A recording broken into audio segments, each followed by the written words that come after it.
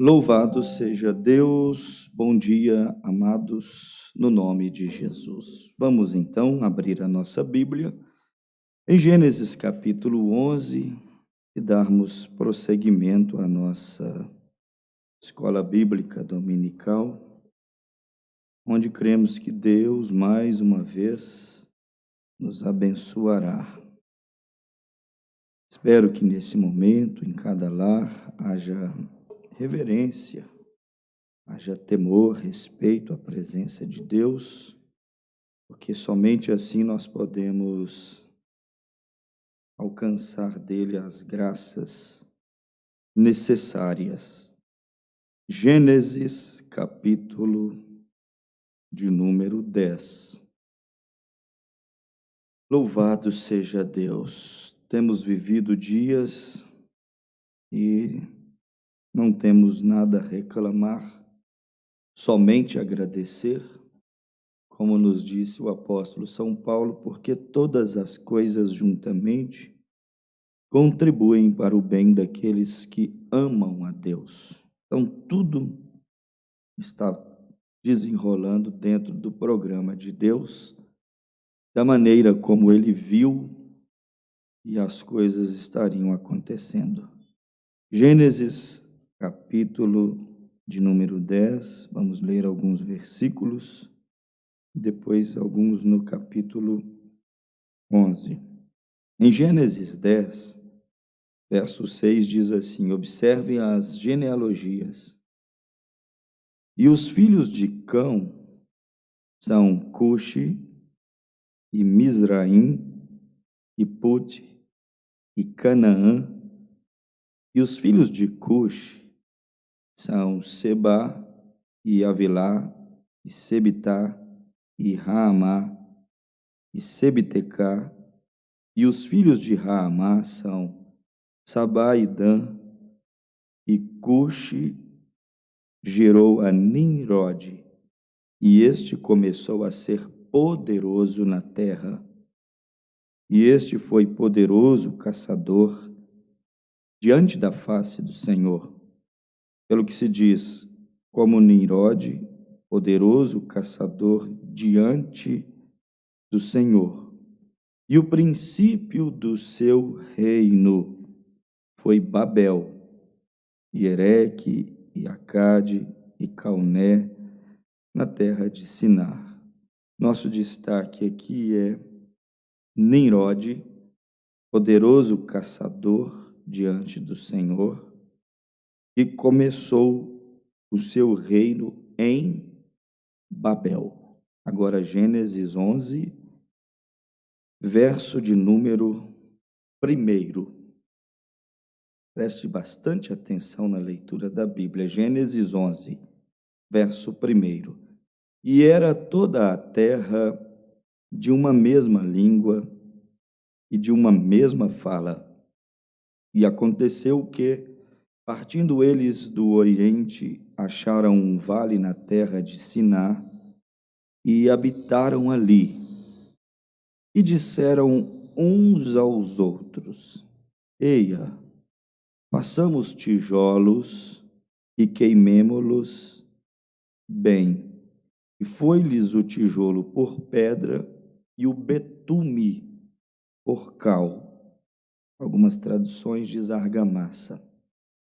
E disseram: eia, edifiquemos nós uma cidade e uma torre. Agora comece a olhar os objetivos. E uma torre cujo cume toque nos céus. O objetivo era tocar os céus.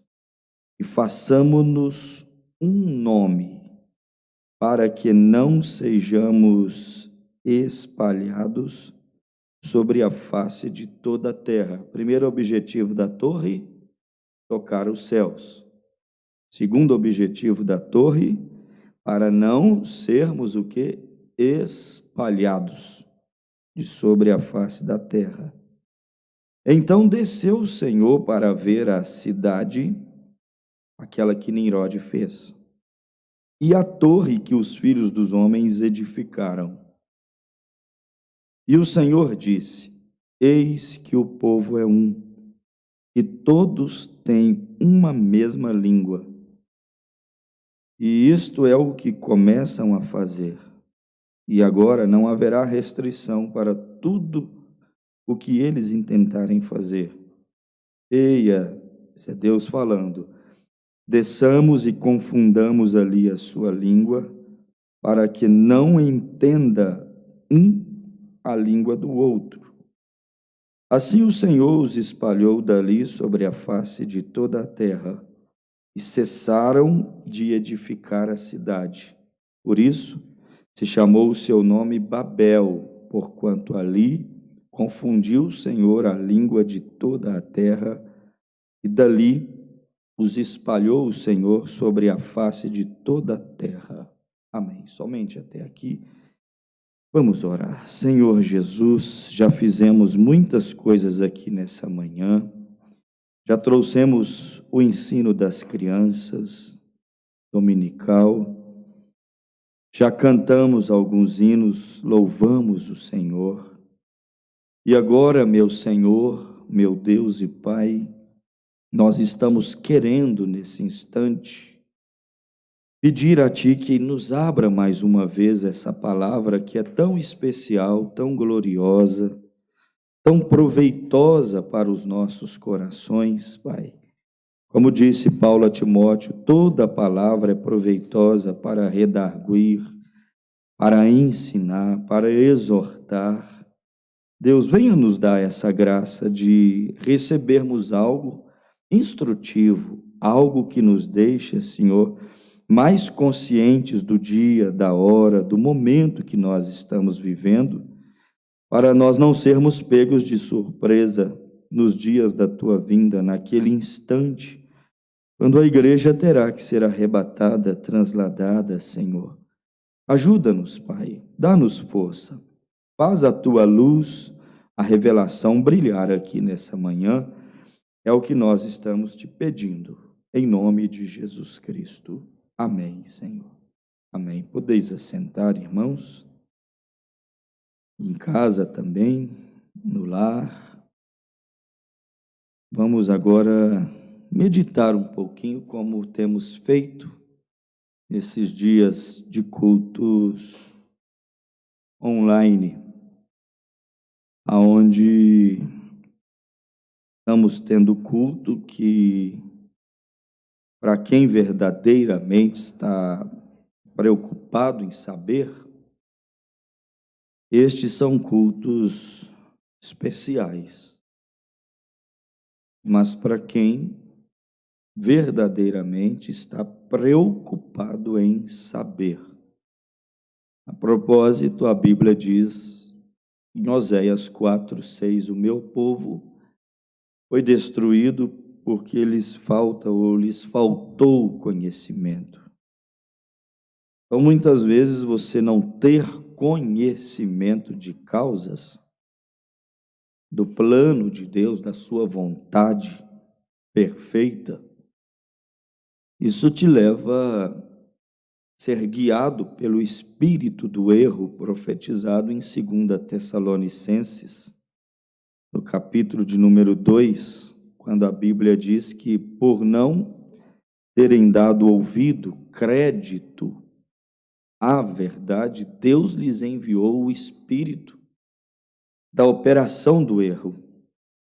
Então você veja que o espírito da operação do erro, ele só vem após a rejeição àquilo que é verdadeiro. A verdade vem na frente, a mentira vem depois.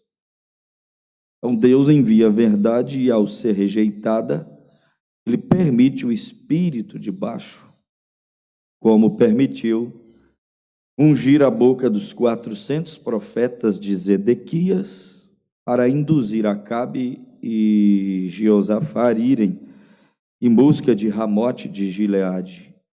Mas só após a rejeição de Acabe e Jeosafá e Zedequias com seus 400 profetas rejeitarem a profecia de Elias, o tisbita, que depois reprofetizou mais uma vez, o profeta Micaías. Após rejeitarem, foram selados com o espírito do engano, o espírito da mentira. Por isso que eu estou dizendo, esses cultos agora, aonde não estamos tendo a presença física da igreja, e aí obrigatoriamente mudamos às vezes a maneira de realizar o culto, voltamos mais aqui para o ensinamento, o que é uma necessidade também da igreja, muito grande.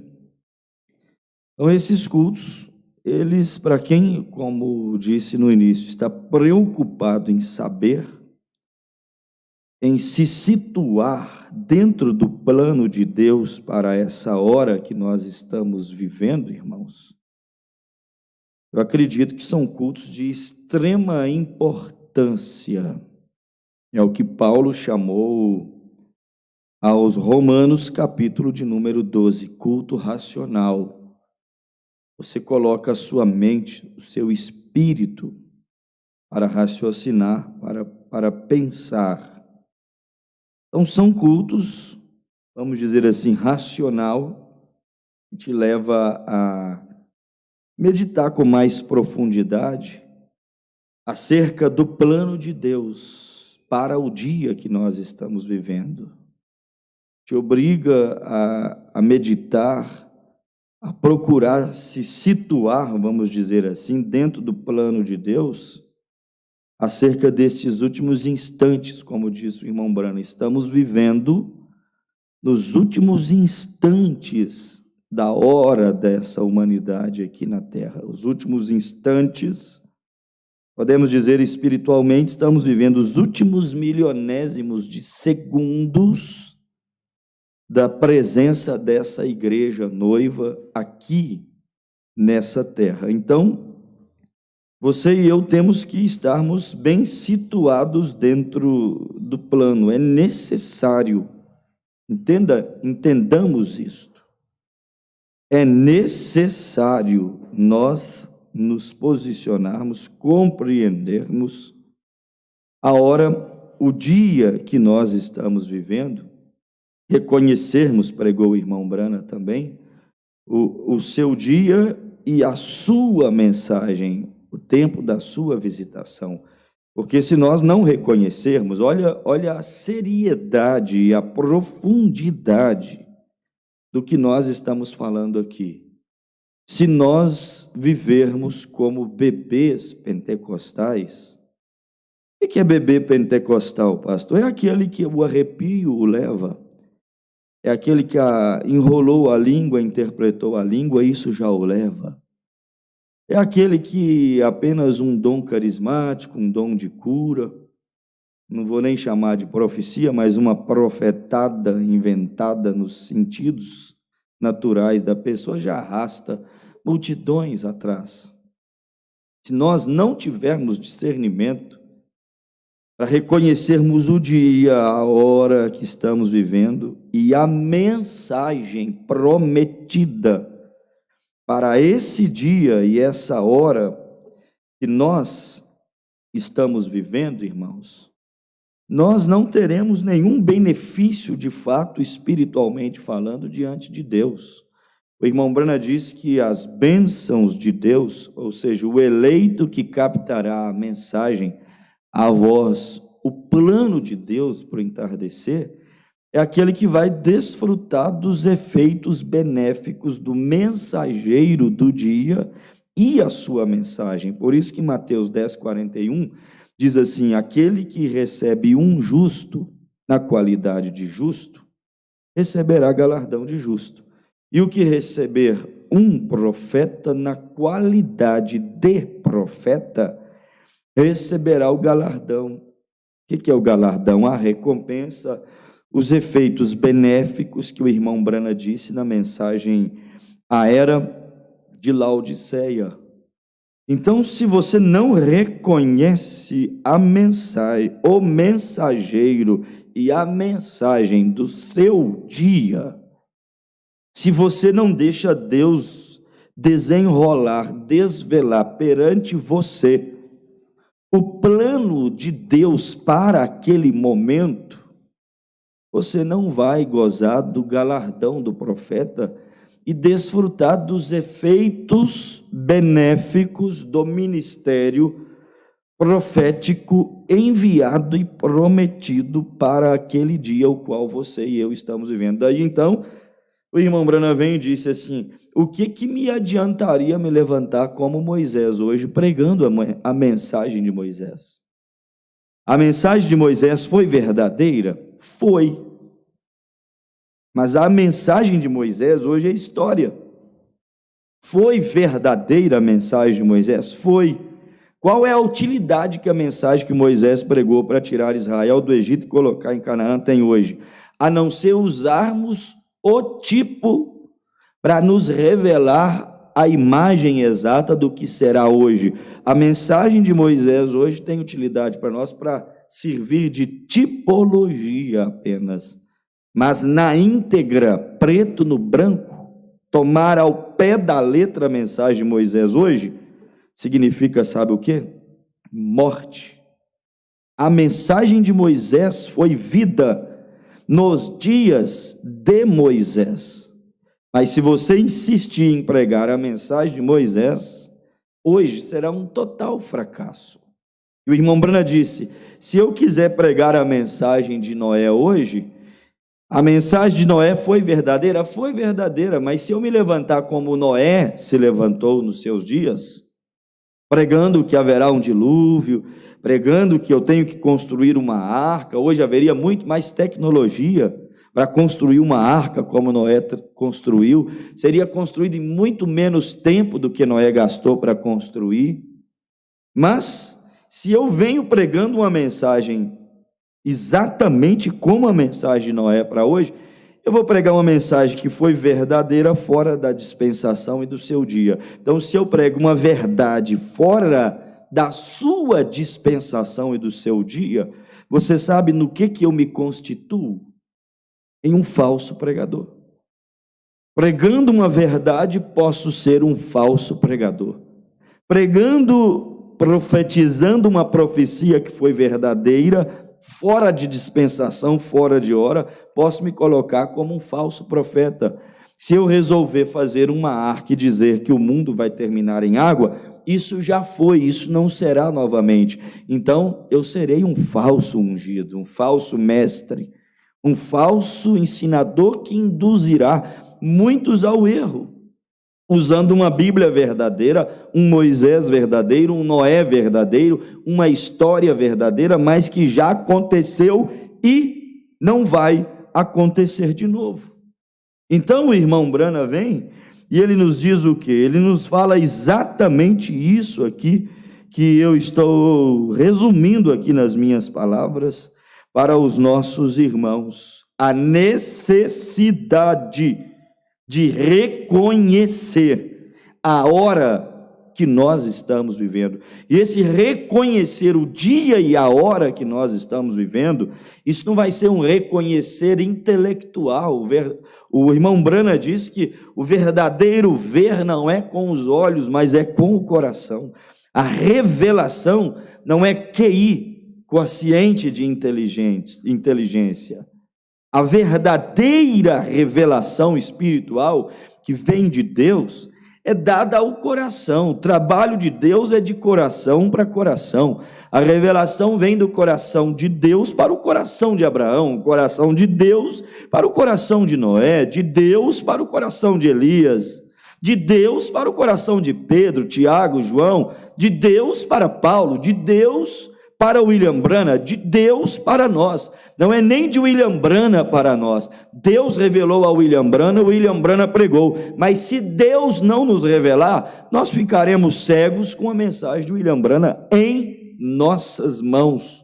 E não teremos aquela bússola aonde a ponta do ponteiro da agulha, não importa aonde você estiver, a ponta do ponteiro está sempre apontando em direção ao norte. Se você vai para o sul, a agulha vai virar para o norte. Se você vai para o leste, ela vai virar para o norte. Ela está sempre procurando o norte. Essa é a bússola sem defeito. E se nós não tivermos a revelação, teremos uma bússola defeituosa, apontando não para o norte, apontando não para a terra de Canaã, para onde temos que ir, apontando não para a fé de arrebatamento, que é a fé preciosíssima que a igreja noiva deveria desesperadamente, incansavelmente batalhar por ela, batalhando pela fé que uma vez foi dada aos santos. Isto é prioridade da noiva de Jesus Cristo.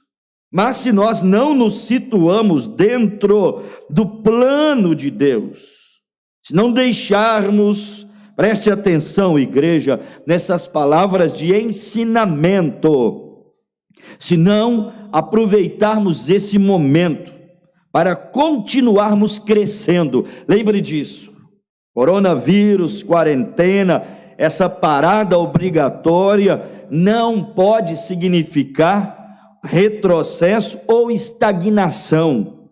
A noiva de Cristo tem que continuar crescendo, ela deve continuar aproveitando bem esses cultos, muitos deles até com muita leitura. Você não vai obter nada, chegar a lugar nenhum, aprender nada, se você não souber ler e não souber ouvir. Culto também é lugar de ler e é lugar de ouvir. Há tempo para você só ouvir, mas há tempo para juntos também nós estarmos aqui, lendo. E essa noiva que entendeu que estes dias de cultos online, vamos dizer assim, são cultos para quem quer se situar, para quem quer realmente olhar se a sua bússola está apontando em direção ao norte. Se você deixar estes cultos te revelar qual é o plano de Deus para essa hora que nós estamos vivendo, se você entender, porque nós temos que entender a maneira como Deus está trabalhando agora, o que Ele quer nos falar. Não adianta Deus falar e você não discernir, não adianta Deus trabalhar e você não acompanhar o progresso, o avançar de Deus. Quem não acompanha o progresso, o avançar de Deus, fica para trás. O irmão Brana disse assim, na era de Laodiceia: o mundo cresceu nos últimos 100 anos, o que não cresceu nos últimos 5.000 anos de história. Nos últimos 100 anos, o irmão Brana disse assim, saímos da era do cavalo, da carroça, para a era espacial, conquistar a Lua, Marte, o espaço. O profeta diz: nunca houve um progresso e uma evolução em tempo algum, nunca houve uma multiplicação da ciência em tempo algum, como nesse tempo que estamos vivendo. E o profeta disse: isto significa a vida espiritual também. Assim como saímos da carroça, Lutero, justificação da fé, pela fé. Assim como fomos ao automóvel, Wesley, com a doutrina da justificação, ali acumulada com a santificação do corpo pelo sangue de Jesus Cristo, e as boas obras da carne, como pregava João Wesley. Assim como saímos de João Wesley, a era do carro, e chegamos à era do avião, a era de romper com a atmosfera, o profeta disse: Deus também está progredindo e avançando com a sua igreja. Então não é tempo de estagnação, é tempo de avanço, de progresso, é tempo de crescimento espiritual, mesmo sem vir à igreja literalmente. E para quem é esse progresso, esse crescimento? É para quem está interessado. Quem está interessado em crescer, está crescendo como nunca. Quem está interessado em amar, está amando como nunca. Quem está interessado em avançar, está avançando como em nenhum outro tempo antes.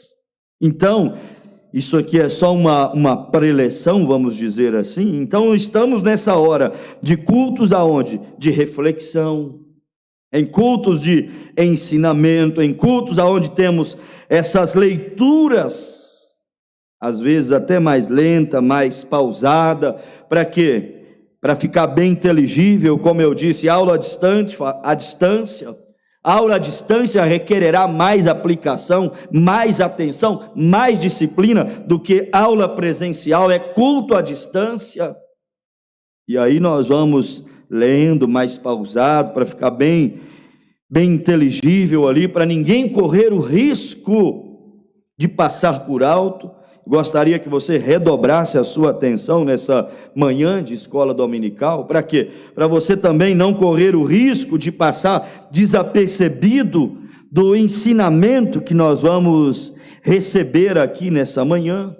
Então nós vamos tomando isso como uma oportunidade de comer devagar, porque às vezes a gente come tão rápido, pega um prato de comida, na hora que assusta já comeu, nem sabe quantas vezes mastigou, só pega e come ali e engole, e às vezes aquilo que podia fazer tão bem, faz tão mal, aquilo que podia trazer vitaminas para o seu corpo, aquilo que poderia fazer tão bem para o seu organismo, você simplesmente comeu, engoliu, não mastigou, e aí agora tem que forçar o organismo a fazer aquele trabalho ali, e deveria ter começado a ser feito na hora que colocou a comida na boca. O processo de digestão começa na mastigação. Quando você põe a comida na boca, começou o processo de digestão. Mas quando engolimos direto, você vai causar algum problema no organismo.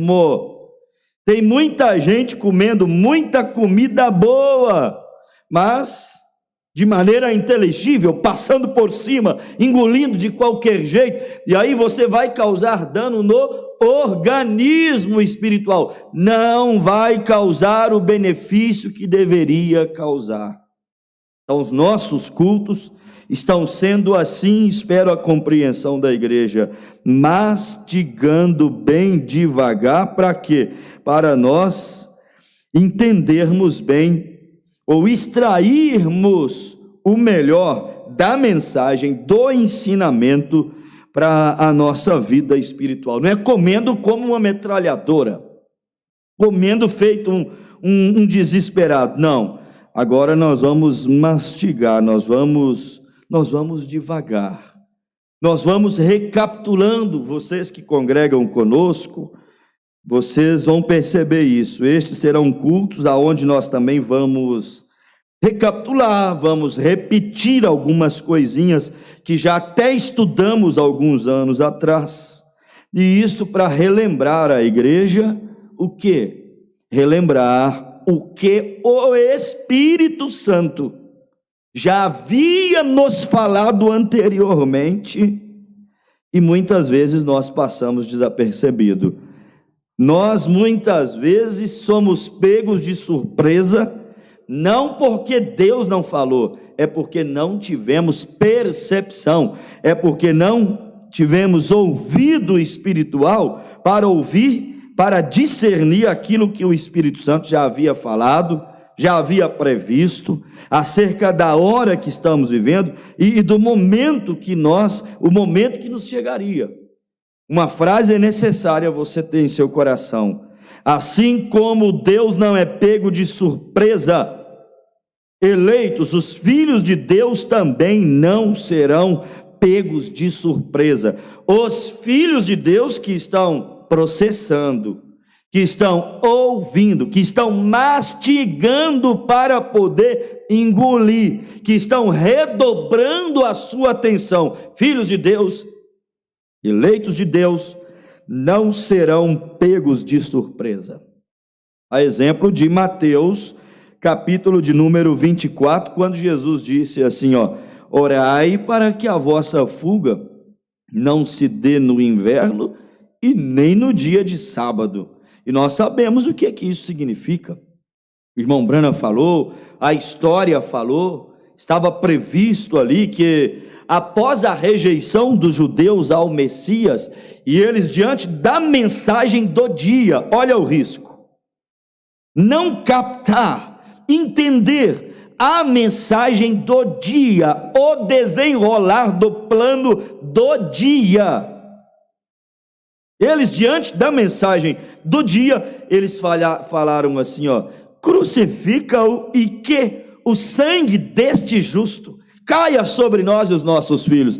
Eles acharam que Jesus era mais um qualquer, senão eles não pediriam juízo.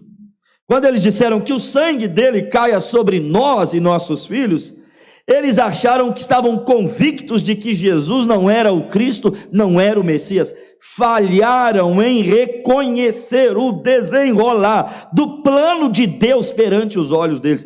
E por falhar em conhecer o que Deus estava falando, o que Deus estava querendo, fazendo, irmãos, 30 e poucos anos depois, o juízo viria a cair sobre Jerusalém. E Jesus, preocupado não com aqueles que desafiaram, olha, você que afronta Deus, Deus não se preocupa em te livrar. Você que blasfema contra Deus, a blasfêmia é pecado imperdoável. Não há perdão para a blasfêmia. Não reconhecer nosso dia, nossa mensagem, o plano e querer de Deus, e ainda intentar e levantar contra o desenrolar do plano soberano de Deus é blasfêmia. E Deus não se importa com blasfemos. Deus se importa com os seus eleitos que estão atentos à sua vontade perfeita. Foi exatamente o que aconteceu. Que o sangue dele caia sobre nós, isso é um qualquer. Se ele for o Messias, que o juízo venha sobre nós. Eles blasfemaram contra Deus ali. E Deus se preocupou. Sabem fazer o quê? Em olhar para os seus eleitos e adverti-los. Deus está preocupado em falar com os seus eleitos e adverti-los. Para quê, pastor? Para que nenhuma partícula de juízo caia sobre a vida do eleito. O eleito tem essa segurança. Nenhuma partícula de juízo cairá sobre a vida dos eleitos.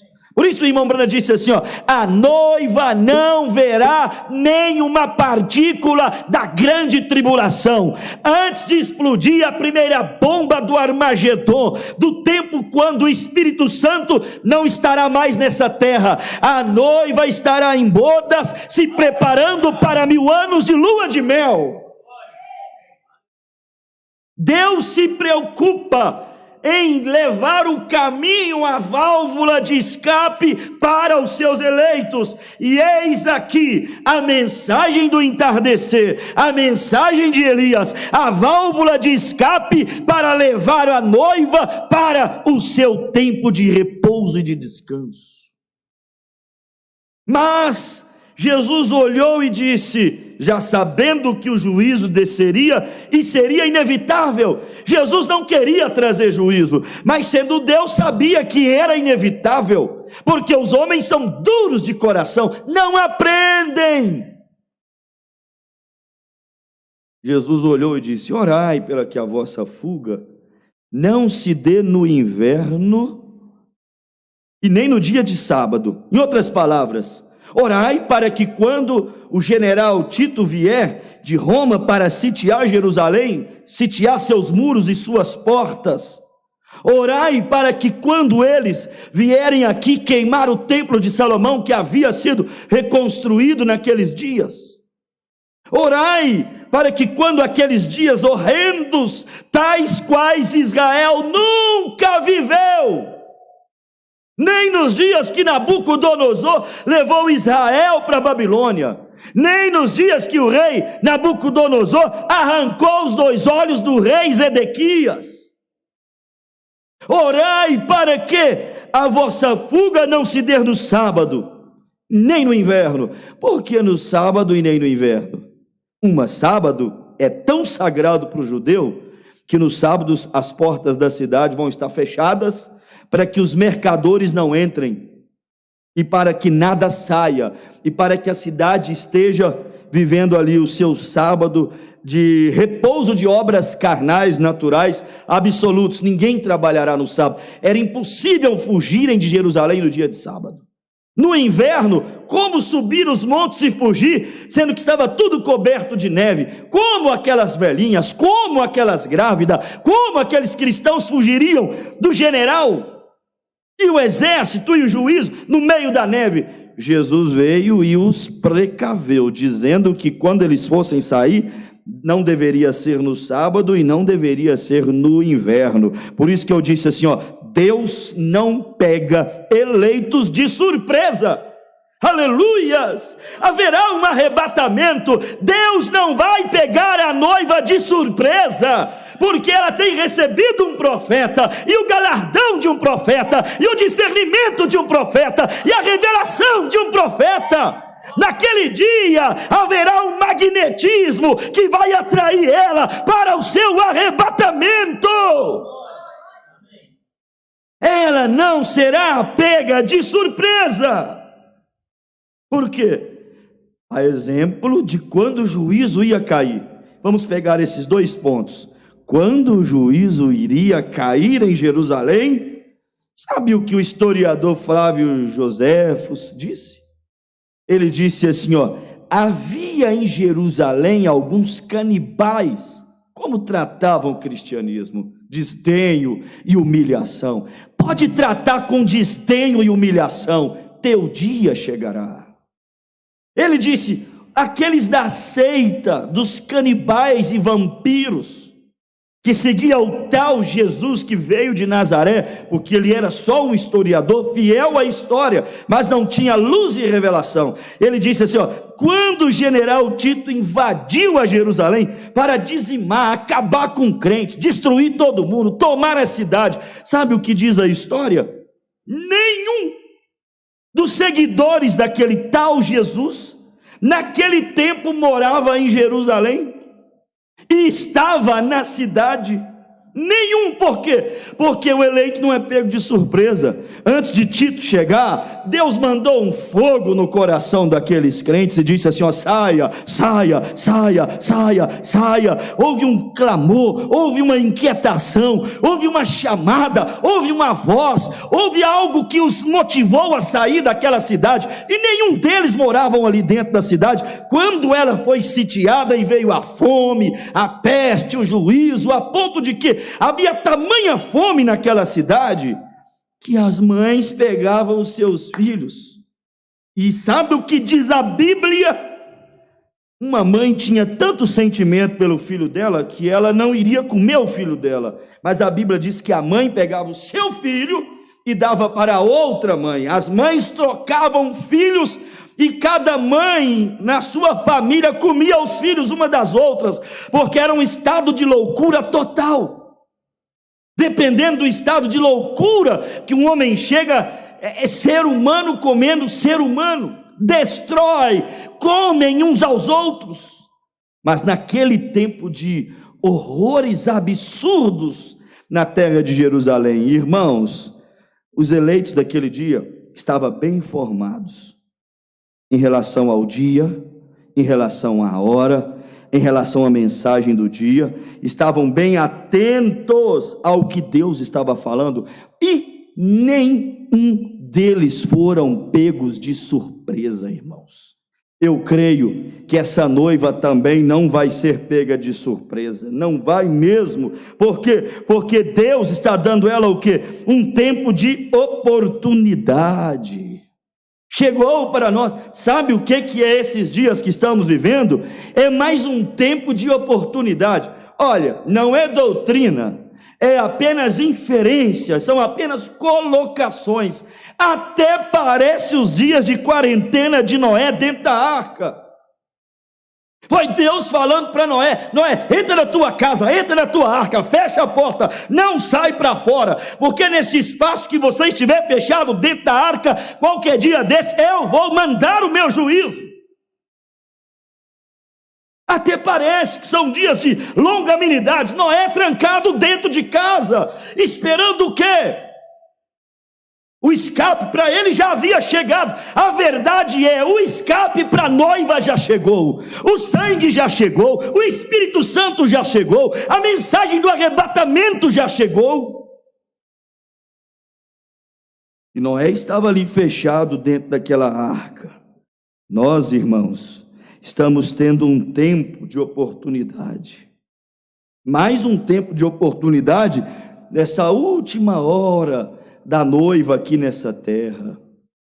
Até porque quantos novos já chegaram, e quanto sangue novo, vamos dizer assim, já chegou para o corpo de Cristo. A igreja é assim, uns nascem, crescem, outros morrem, se vão, outros chegam, e Deus, que é riquíssimo em misericórdia, Ele vai dando oportunidade e inteirando os seus eleitos acerca dos dias e da hora que nós estamos vivendo. Então tomemos, meus amados irmãos no lar, tomemos este tempo que nós estamos vivendo como um tempo de oportunidade, um tempo de instruções, Deus nos dando instruções precisas, instruções necessárias neste tempo quando nós estamos para sair dessa terra. Vigiemos. Por quê? Porque a história está se repetindo. Aí sim, voltamos agora lá em Gênesis, é onde está o baseado o nosso assunto. Lá em Gênesis capítulo 11, e aí você tem lá o quê? Você tem uma geração que havia passado pelo juízo, mas não aprendeu. Irmão, olha o que significa dureza de coração. Quando fala assim, dureza de coração, as pessoas lembram de Hitler, de Stalin, dos grandes ditadores, de Nero, e assim sucessivamente. De Herodes, o grande, o violento, poderoso Herodes. Você lembra dessas personalidades terríveis, dos grandes genocidas. Mas, gente, que é coração pior do que corações que veem o juízo de Deus e não aprende nem com o juízo, não aprende com o amor, não aprende com a misericórdia, mas também não aprende com o juízo. Olha os dias de Noé para você ver, irmãos. Deus visitou a terra, Deus chegou para Noé e disse para Noé: olha, eu estou entediado, enojado da maneira como a raça humana está vivendo, Noé, mas você encontrou graça diante dos meus olhos. Faze para ti uma arca de gofer, assim, assim, assim, assado, porque os dias do homem serão de 120 anos. Quer dizer, Deus visitou a Noé, Deus mandou ele fazer uma arca, Deus mandou ele pregar que o juízo estava para vir. Hoje não pode mais pregar que o juízo está para vir, porque se pregar que o juízo está para vir é sem amor. E a Bíblia diz que, como foi nos dias de Noé, será nos dias da vinda do Filho do Homem. Nós temos que mostrar o juízo que está para vir, temos que mostrar o escape de Deus. Mas se mostra o escape, escape de quê? Deus veio e mostrou o juízo que estava para cair. Irmãos, abreviando a história, Noé se salvou ali dentro daquela arca, e de dentro daquela arca saiu Noé e os seus 3 filhos ali, os pais da terra, Sem, Cão e Jafé. Olha, será que não deu para aprender com mais de 384 dias de turbulência, desde que começou a chuva até que as águas abaixaram e a arca repousou no cume do monte? Será que não deu para aprender que de Deus não se zomba, dele não se escarnece? Será que não deu para poder aprender que não tem como escapar dos juízos vindouros? Não tem como escapar da horrenda ira de Deus, a não ser pelo caminho provido por Deus, pela válvula de escape construída por Deus. O irmão Brana pregou: Deus tem um caminho provido, o caminho provido por Deus. Irmãos, mas parece que eles não aprenderam. Assim que acabou o dilúvio, por isso que eu li a Bíblia em Gênesis capítulo 10, assim que acabou o dilúvio, o que eles fizeram? Veio então Cão, filho de Noé, e o que a Bíblia diz que Cão fez? A Bíblia nos diz em Gênesis capítulo 10, verso 6, gerou um filho chamado Cuxi, e esse seu filho gerou outro filho, neto de Cão, Misraim, e o bisneto, Put, e o tataraneto, Canaã. E os filhos de Cuxi são, aí dá a genealogia dos filhos de Cuxi, os filhos do filho de Cão, filho de Noé. E a Bíblia diz que esse Cuxi, filho de Cão, ou seja, Cuxi, que era neto de Noé, ele gerou um tal Nimrod. tudo após o dilúvio, e após ele gerar um Nimrod, a história volta àquele mesmo local, Gênesis 6. Varões valentes, entregues à fama, à carnalidade e à idolatria. Assim que nasce o neto de Noé, chamado Nimrod, agora o homem se torna, Gênesis capítulo de número 10, versículo 8. E Cuxi gerou a Nimrod, este começou a ser poderoso na terra. Os homens voltaram a ser valentes, poderosos, habilidosos, e é um problema quando os homens se tornam valentes, poderosos, habilidosos. Como a ciência que nós estamos vivendo, valente, poderosa, habilidosa, do bem e do mal, quando produz para o bem, louvado seja Deus, mas quando se estriba no seu próprio entendimento para tentar fugir e anular a Deus, é sinal de julgamento.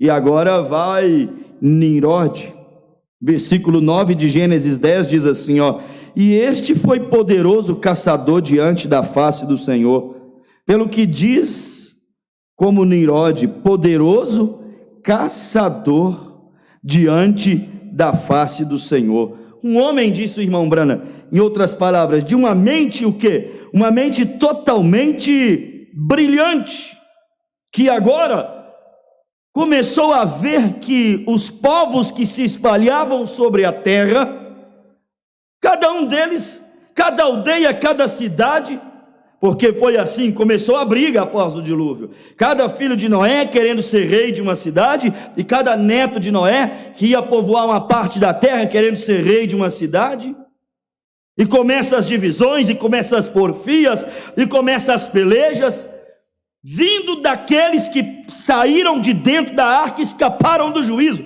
Viu como o povo não aprende com juízo? Logo passará essa pandemia, e sabe o que o povo aprenderá disto? Nada, pastor, nada. Sim, aprenderá por muito pouco tempo. Quando a água do dilúvio abaixou, sabe o que Noé fez quando a água abaixou? Construiu um altar e adorou. Mas logo depois de construir o altar e adorar, sabe o que Noé fez? Ficou bêbado e pelado. E sabe o que aconteceu depois do dilúvio? Depois da adoração, depois dos primeiros dias após o juízo passar? Aconteceu, foi maldição de cão. Aconteceu, foi nascimento de Nimrod. Aconteceu, foi Nimrod se destacando sobre todos os filhos e netos de Noé, como mais inteligente.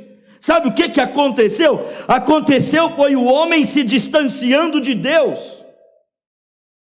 Enquanto Jesus Cristo não vier arrebatar a igreja, não purificar essa terra, não estabelecer a eternidade nessa terra, os homens seguirão cada dia distanciando mais de Deus. O que eu peço nessa manhã é: Deus, tenha misericórdia da tua noiva, e a exemplo de Daniel, não a deixe se contaminar com os manjares dessa Babilônia.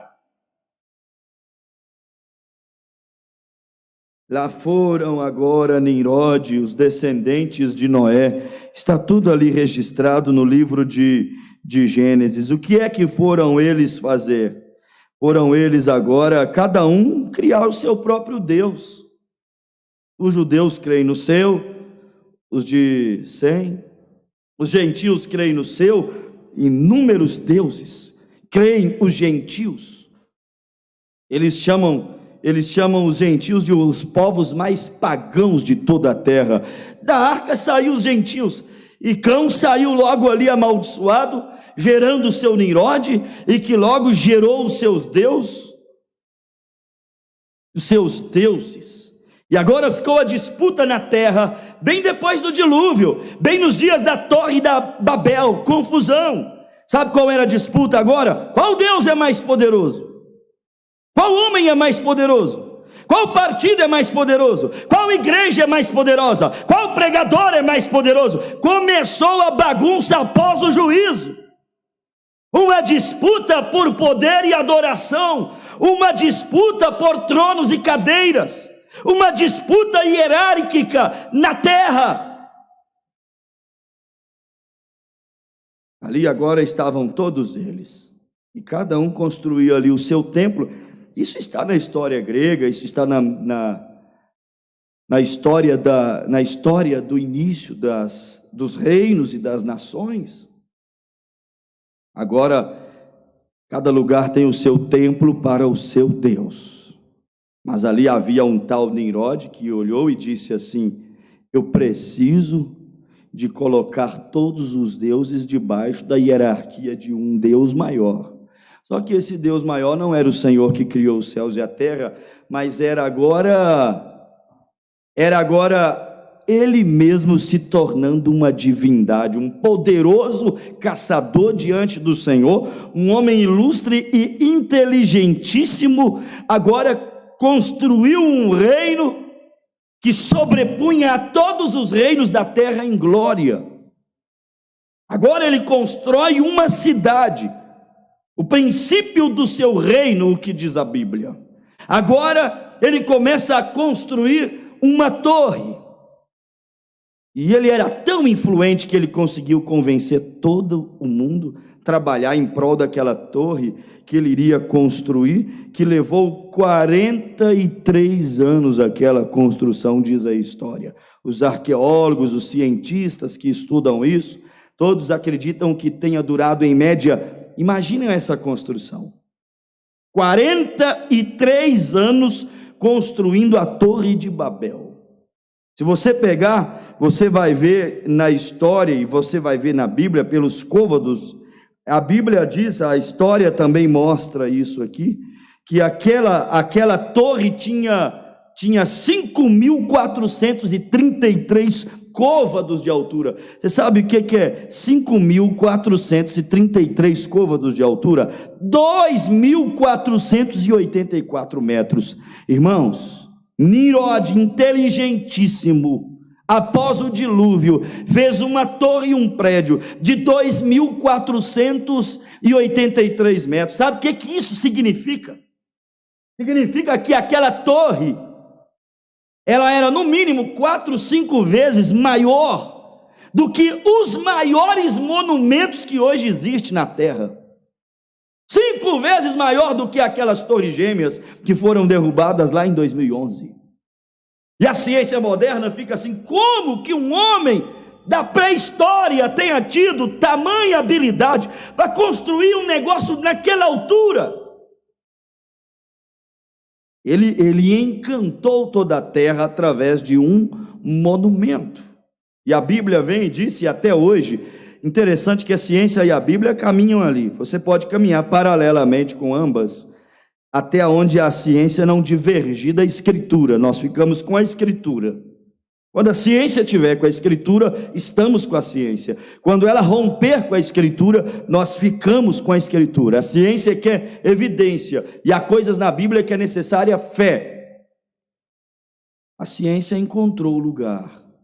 A ciência encontrou alguns tijolos que realmente eram queimados e ainda tinham algumas resinas históricas ali sobre eles, combinando exatamente com o Gênesis 11, se alguém quiser ler, Gênesis 11, versículo 3, quando a Bíblia diz assim: e disseram uns aos outros, ei, façamos tijolos e queimemo-los.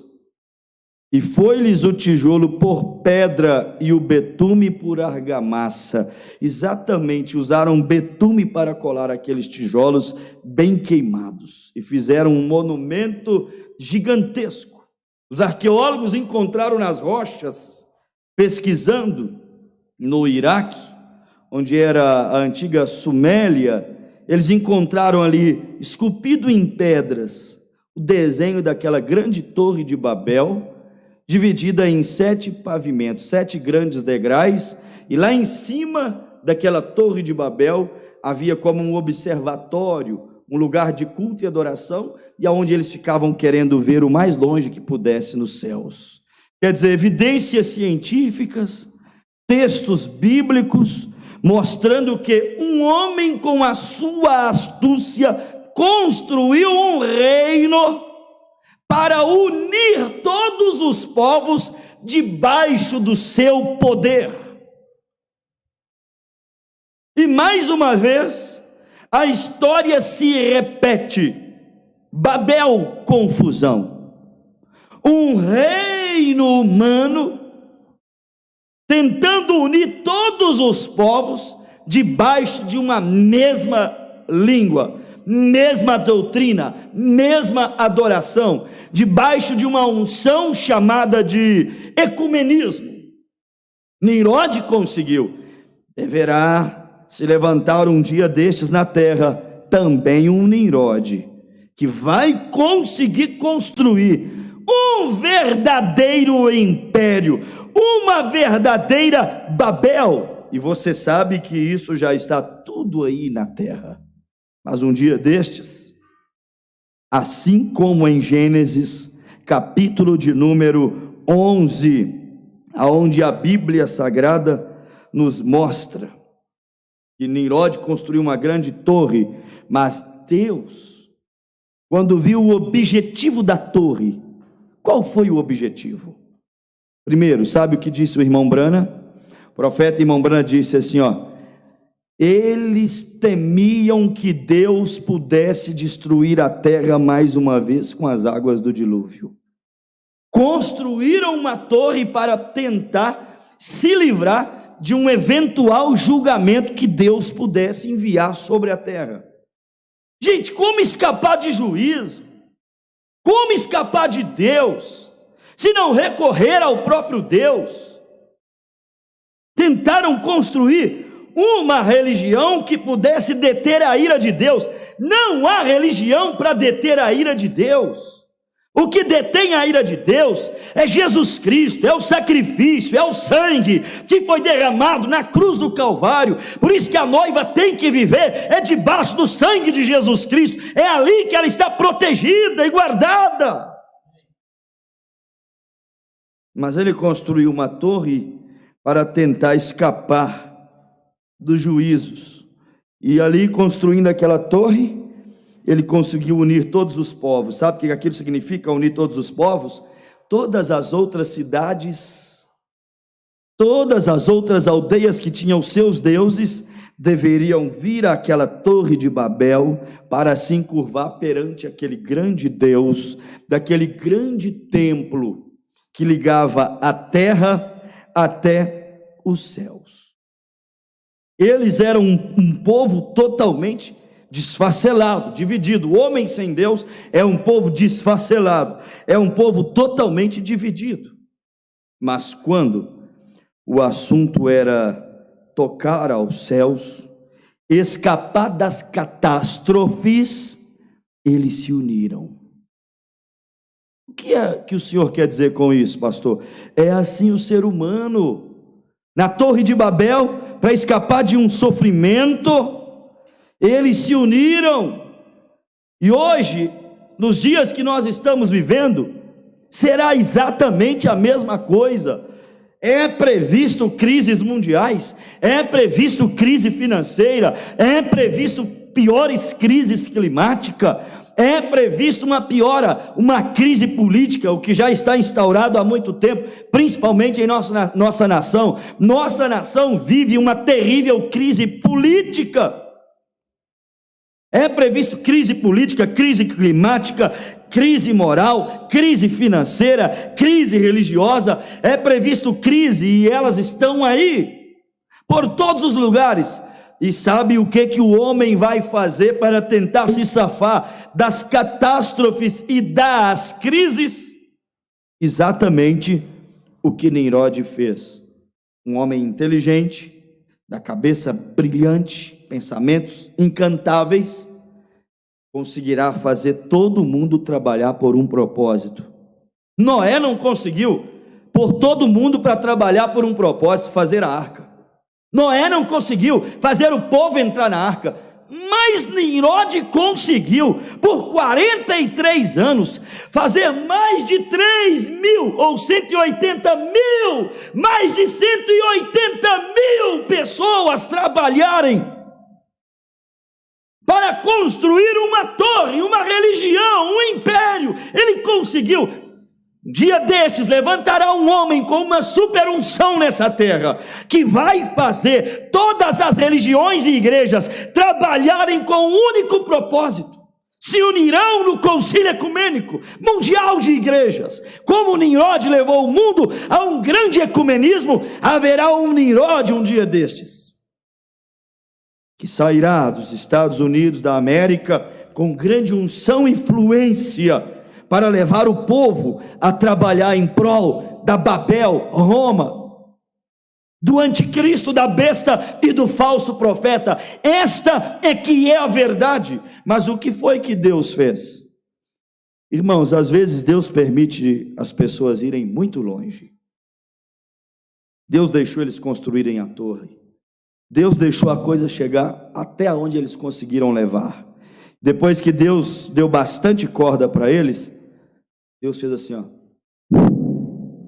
Deu só um sopro e derrubou tudo quanto o homem havia construído. Deus, me dá graça para essa noiva, não para ela construir, Senhor, mas para que o Senhor construa nela. Venha construir nessa igreja a imagem de Cristo, a estatura do varão perfeito. Não construir uma torre de Babel, mas venha construir nessa noiva a pirâmide perfeita, a estatura de um varão perfeito, a fé, a virtude, a ciência, a temperança, a piedade, a paciência, o amor fraternal. Porque aquilo que Deus constrói, o homem não pode destruir, mas aquilo que o homem constrói, tudo isso passará os céus e a terra, mas a minha palavra não há de passar, diz o Senhor. Aquilo que Nimrod construiu, todo o seu concílio ecumênico e a sua grande imagem erigida, caiu. Isto que Nimrod deste século 21 também construirá sua Babel, para falar uma só língua. Lembre disso, quando essa Babel do século 21, a mãe e as filhas se unirem e todas elas estiverem falando a mesma língua no ecumenismo, Deus vai, como na Torre de Babel, vai soprar o ecumenismo junta através do comunismo. Quando a torre estiver pronta e todo mundo falando aquela mesma língua, quando aquela torre estiver quase concluída e o ecumenismo recebendo a glória, e Nimrod recebendo a glória, e a Torre de Babel recebendo a glória como maior monumento mundial, aí Deus levanta o comunismo, e o comunismo será como que o sopro de Deus sobre o ecumenismo, e essa Torre de Babel cairá por terra com o seu mundo ecumênico. E então eles mesmos, após o comunismo soprar como Deus soprou sobre a Babel, não entenderão mais a língua uns dos outros. A América que levantará uma imagem à besta, e ambas falarão a mesma língua. Os comunistas que já estão dando e dará em absoluto seu poder por uma hora àquela grande prostituta, a besta, no período da grande tribulação.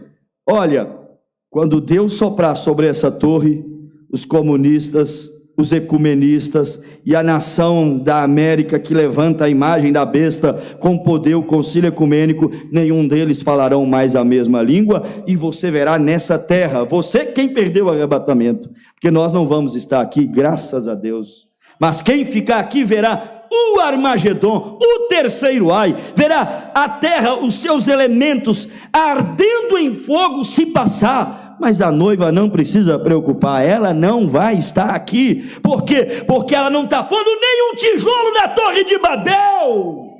Você não está construindo uma Torre de Babel com esse concílio ecumênico. Você está construindo um templo espiritual, onde a glória de Deus descerá e transformará essa noiva. Essa noiva é um templo para Deus habitar. É isso que nós estamos construindo, uma noiva perfeita para casar com o Cordeiro e a sua glória descer sobre ela.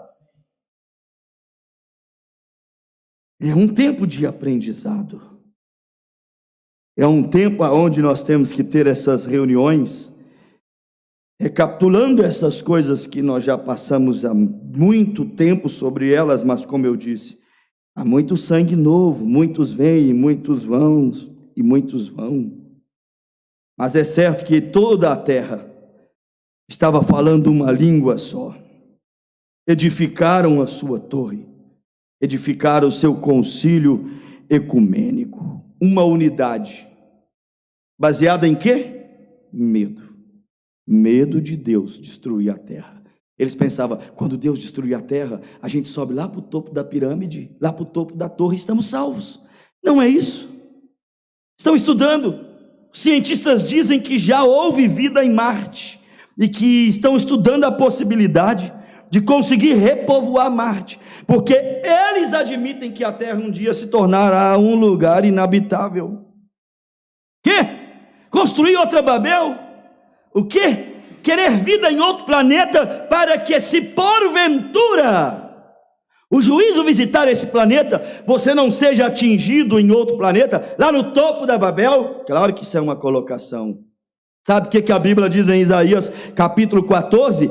Ainda que tu subas acima das estrelas, Nimrod, ainda que tu subas lá para o topo da torre de Babel, ainda que tu tentes escapar dos juízos, com mãos fortes, eu te derribarei de lá. Ninguém vai escapar do juízo se não aceitar a Jesus Cristo como seu único e suficiente Salvador, e não lavar as suas vestimentas no sangue do Cordeiro e se encher do Espírito Santo. O único jeito de escapar é dizer: Senhor, eu te recebo na minha vida. Senhor, eu recebo o teu sangue para lavar a minha alma. Senhor, eu clamo a ti, encha-me com o teu Espírito Santo, porque este é o azelo, o selo do meu arrebatamento. Este é o esconderijo secreto e seguro. Ninguém escapará da tua ira, Senhor. Não a torre de Babel,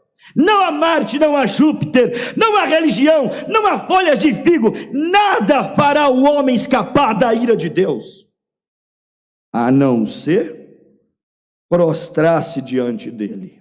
Mas o homem se une em tempos de medo, em tempos de uma guerra, eles se unem. Em tempos de uma catástrofe, eles se unem. Não é o que fez Nimrod? Com medo do juízo se uniram.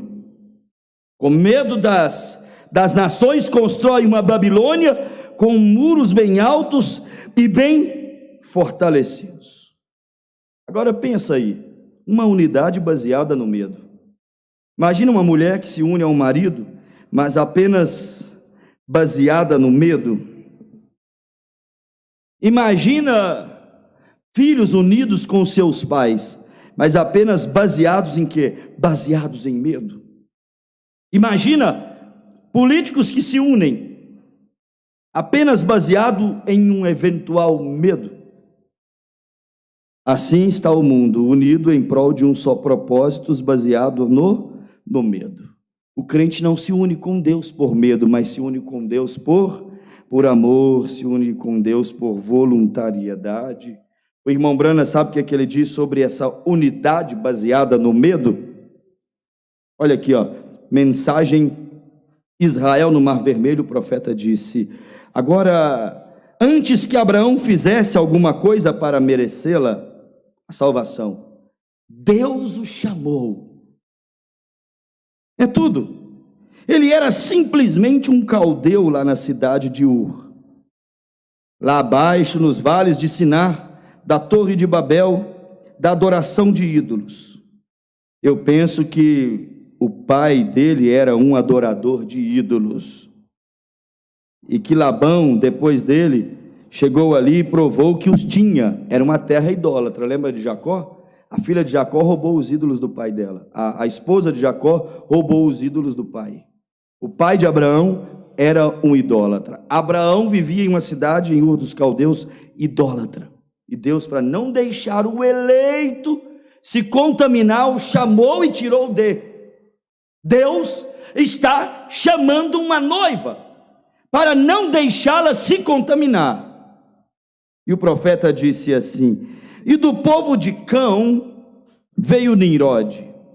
Nimrod levantou a torre de Babel, a qual era para adoração de ídolos. A primeira adoração de ídolos na terra E observe que a torre de Babel veio Babel bem através daquilo, e termina bem ali em Apocalipse. Babel vai de Gênesis a Apocalipse. Uma idolatria religiosa cristã. Babel fingindo cristandade. João a viu em Apocalipse 17, admirou como estava sentada, como se parecia e vestia o nome de Jesus e tudo mais, e todavia perseguia e martirizava os santos do Deus vivo. O anjo disse: vem aqui e mostrar-te-ei quem ela é. Disse: ela é uma grande igreja que se assenta sobre muitos, sobre 7 montes, e reina sobre a terra, e assim por diante, e bebeu o sangue dos mártires de Cristo. Misericórdia, o povo está vivendo no tempo do fim. Quantos de vocês têm ouvido que há alguns anos atrás aqui, eles iam ter que me prender por eu ter pregado a marca da besta? Quando falei a respeito de Mussolini, o primeiro a vir em poder, 20 e poucos anos atrás, eu disse: se Mussolini for em direção à Etiópia, anotem isso, jamais haverá paz na terra até que Jesus volte. E eu disse: haverá 3 grandes ismos: comunismo, fascismo, nazismo. E eu disse: e estes 3 grandes ismos, e este dominará o mundo e queimará a cidade do Vaticano. Estes 3 ismos se resumirão no comunismo. O fascismo e o nazismo se tornou apenas o comunismo, que o profeta disse que um dia destes queimará a cidade do Vaticano. Vocês se lembram de ouvir-me dizendo isto antes? Anos atrás, exatamente dessa maneira? Eu disse: antes que venha o tempo daqueles automóveis, os quais eu disse lá há 20 anos, ou 25 anos atrás, que fabricariam, quando eles ainda fabricavam os modelos velhos. Vocês se lembram, há uns 20 anos atrás eu disse que eles teriam a aparência de um ovo. Será este o formato deles? Aquela foi uma visão. Será alguma coisa no formato de algo assim? Esta será a forma que eles terão, exatamente antes do rapto. Mas agora mesmo, Deus está libertando a igreja por toda parte, colocando-a em ordem agora, para que ele possa introduzi-la no rapto e dar a ela a fé de rapto antes que ela possa ir ao rapto. Olha aqui, neste tempo quando o fascismo e o nazismo se tornam apenas o comunismo espalhado em toda a terra, nesse tempo quando Nimrod constrói uma torre de Babel que está condenada a cair e une todos os deuses e religiões debaixo do concílio ecumênico. O profeta disse: neste mesmo tempo, o Espírito de Deus está agora mesmo libertando uma noiva. Olha para você ver, agora mesmo está libertando a igreja por toda parte, colocando-a em ordem. Por isso que eu disse, são cultos de revisão, são cultos de aprendizado, são cultos onde nos situamos no programa de Deus. Por quê? Porque agora mesmo, nesse exato momento, Deus está, olha o profeta dizendo, colocando a igreja em ordem, para que possa introduzi-la no rapto. De uma coisa temos certeza: Deus está trabalhando nessa terra com a sua noiva.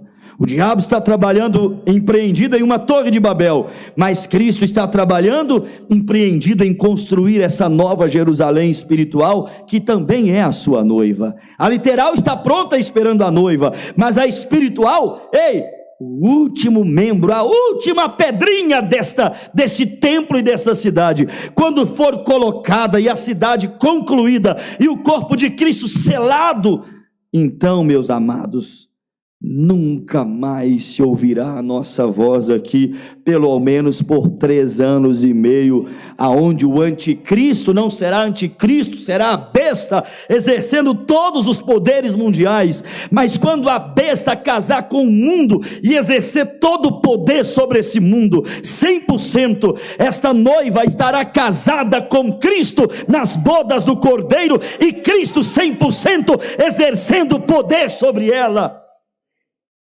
Aleluias, louvado seja Deus.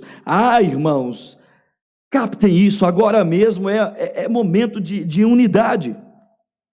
Está havendo, o irmão Brana pregou a mensagem, o tempo da unidade e o sinal, e o profeta disse no parágrafo 46 assim: eu creio que estamos vivendo em um tempo de união, em todos os sentidos. Olha, Estou tomando essas luzes vermelhas e os sinais que brilham em tudo mais.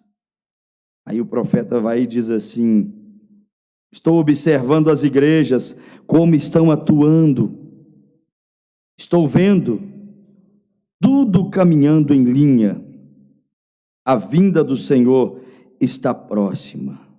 Ele disse: é um tempo de unidade. Tito uniu as nações para que se ajuntassem os exércitos para ir destruir Israel. Israel se uniu e se juntou para não crer em Jesus naqueles dias, para rejeitar o Messias. O mundo está se unindo.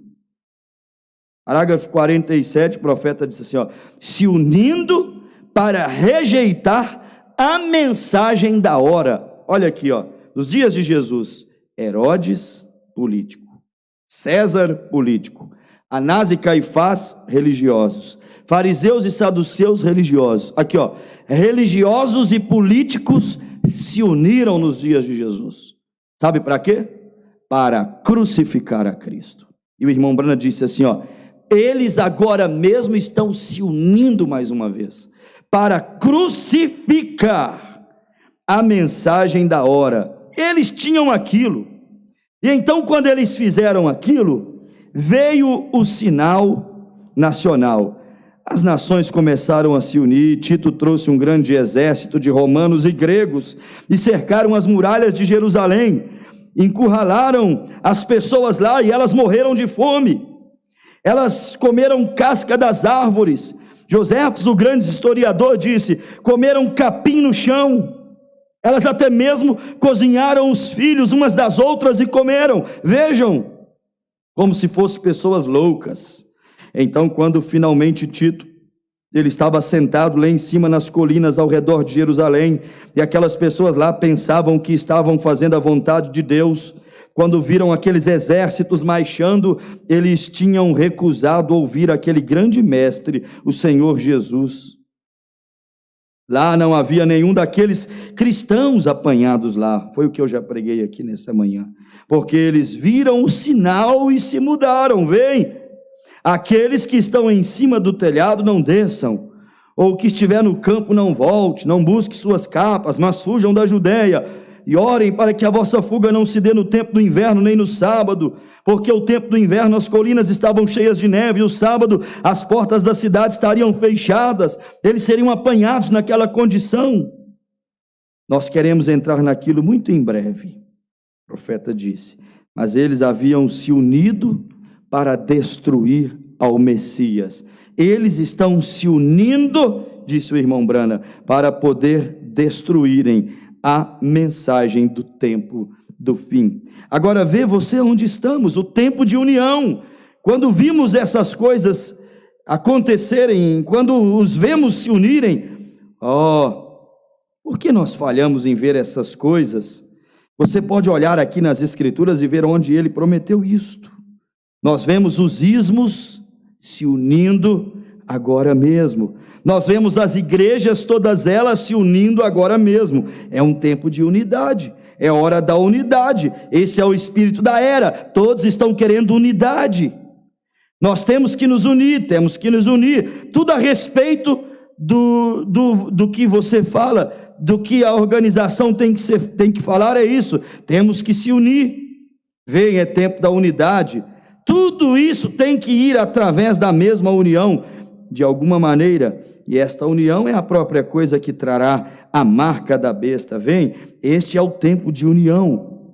Ele disse: os judeus se uniram para crucificar a Cristo. Ele disse: as religiões também se unirão. Nós vemos a mesma coisa, parágrafo 67, o tempo da unidade e o sinal. Nós vemos a mesma coisa agora, o comunismo se unindo para destruir a igreja. Depois que a igreja uniu-se com o Concílio Mundial de Igrejas, tentarão destruir a mensagem, a palavra de Deus. Eles tentaram se afastar dela. A única coisa que eles podem fazer é extrair para si um concílio, porque eles estão separados. Um pequeno grupo aqui, metodistas, batistas, luteranos, presbiterianos, igrejas de Cristo, eles não podem fazer nada assim separados. Então, eles terão que se unir. Todos eles, naturalmente, se unirão com a igreja católica. A maioria é católica. E então os gregos, os católicos, os protestantes, todos eles estarão unidos um dia destes, unindo-se agora, tentando destruir a mensagem da hora. Mas aí o profeta vem e diz assim: mas observe vocês aqueles patos. Quando chega o tempo do seu arrozal florescer do outro lado, o profeta disse: levanta-se um grande líder entre aqueles patos, aqueles grandes gansos. E o profeta disse: e milhares daqueles gansos vêm e se estabelecem ao redor do grande líder dos gansos, e eles fazem tanto barulho. O irmão Branham disse: você não pode ouvir nem os seus próprios pensamentos quando ver os gansos se unirem ao redor daquele ganso guia para voar em direção ao norte, aonde o arrozal está maduro, pronto para eles poderem se alimentar. O profeta, irmão Branham, disse assim, ele comparando a igreja, o profeta disse: a noiva também tem um líder. O líder da noiva, ele disse, não é Nimrod que está construindo um império, uma torre de Babel. O profeta disse: o líder da noiva não é um homem. O quartel-general da noiva não é uma estrutura humana que um homem possa construir, porque tudo que o homem puder fazer e construir passará, diz a palavra, não ficará pedra sobre pedra, tudo cairá. O profeta disse: nosso ganso guia é o Espírito Santo. E ele disse: e todos estes gansos menores, essa noiva, estão se pondo agora ao redor do Espírito Santo, se enchendo do Espírito Santo, aguardando o seu voo rumo ao seu norte, para o seu arrozal, que está totalmente amadurecido, pronto para poder servir de alimento para estes pequenos gansos. O profeta disse: Deus está também unindo a sua noiva. É como Ezequiel 37, o exército, o vale de ossos secos. Deus está chamando os ossos, justificação pela fé, trazendo os nervos, santificação, trazendo a carne sobre aqueles nervos. O profeta disse: batismo do Espírito Santo, e soprando, profetizando uma vez mais sobre esse vale de ossos secos. Ou seja, Deus está juntando a sua noiva. Parece que estamos distantes uns dos outros, mas nunca estivemos tão unidos como estamos nesse tempo, irmãos. Eu não conheço um tempo ainda na mensagem quando estivemos tão juntos, tão perto, tão unidos, como nós estamos hoje. O que é que está te segurando aí, do outro lado, ouvindo essa reunião? É uma união espiritual dessa noiva. É ela se ajuntando, é ela se agrupando, é o osso, é o nervo, é a pele, é a carne, é o espírito de vida soprando sobre essa noiva, mostrando que é hora desses gansos alçar voo e caminhar para o seu arrozal nas bodas do Cordeiro. Há uma grande união acontecendo, irmãos, e ela irá crescendo e crescendo e crescendo, e nessa união não há torre de Babel, não há confusão de línguas, nessa união não há uma construção humana, não há um homem maioral, um bispo chefe sobre todo o rebanho de Cristo. Nessa unidade há um ganso guia, o Espírito Santo, a mensagem do entardecer, a estrela da manhã que está brilhando no entardecer, e estamos seguindo até a nossa terra de Canaã. Agora mesmo Cristo está unindo a sua igreja.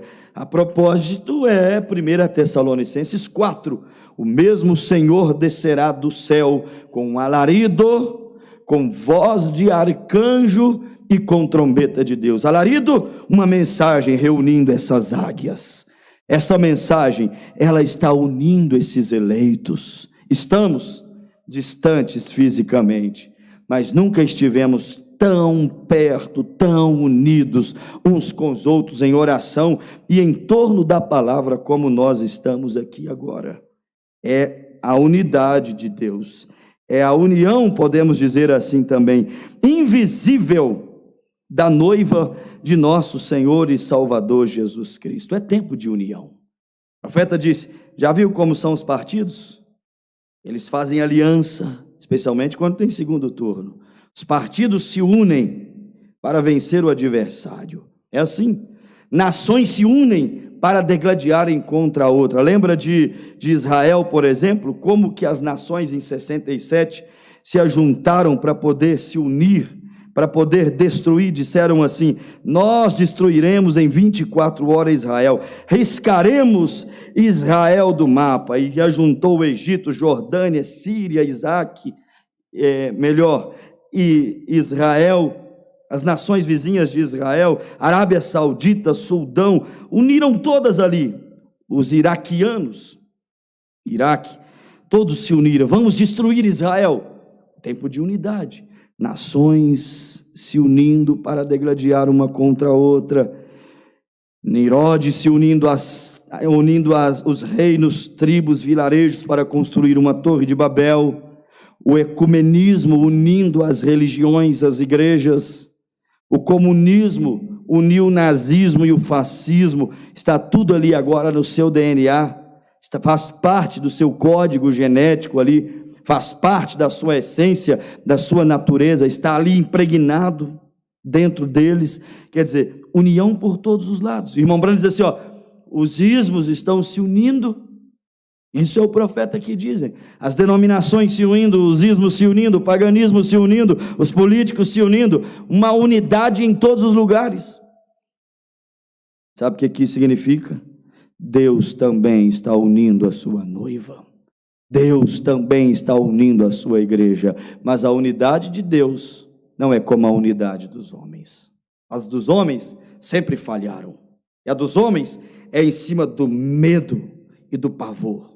Nirode, poderoso caçador, ou todos construam essa torre, ou todos adorem nessa torre do Deus dos deuses, ou então vocês serão pisados e derrotados. Unidade com a Babilônia, ou todos paguem seus tributos à poderosa Babilônia e se una com a Babilônia, ou serão pisados com pés de ferro. Ou todos se unam com Ciro e Dário, os medo-persas, ou serão pisados pelos medo-persas, porque cada reino governou a terra por um tempo.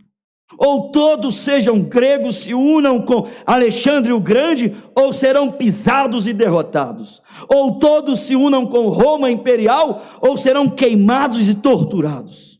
Ou todos se unam com a Roma papal no ecumenismo, ou perderão no tempo do fim os seus privilégios, sua cidadania, seus direitos cívicos aqui nessa terra. Isto aqui é o mundo. Ou todos na tribulação se unam com a besta, ou então vocês padecerão, serão condenados, morrerão ao fio da espada. O comunismo também partiu disto. Hoje ele está disfarçado, moderado, mas esse também foi o princípio do comunismo. Ou todos se unam com o comunismo, ou então vocês serão torturados. Não foi assim na Coreia do Norte? Nós temos inúmeros relatos aqui de como o comunismo se espalhou na Rússia, na Coreia, e como que as pessoas eram torturadas porque não eram comunistas. Tentaram fazer cristãos comunistas, e os cristãos que não queriam ser comunistas, irmãos, as mais terríveis torturas, que por conta de crianças eu não posso relatar que eram feitas, mas dentre algumas mais moderadas, um missionário disse assim, eu não sabia qual era o tamanho da língua de um ser humano, até que vi uma mulher crente ser torturada pelos comunistas, exatamente no presídio onde eu estava preso.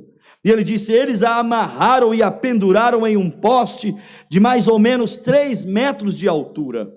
E então puxaram a sua língua para fora e pregaram em uma haste a sua língua, e ela morria asfixiada enquanto a sua língua inchava. E ele disse, eu não sabia que a língua do ser humano era tão grande desse jeito.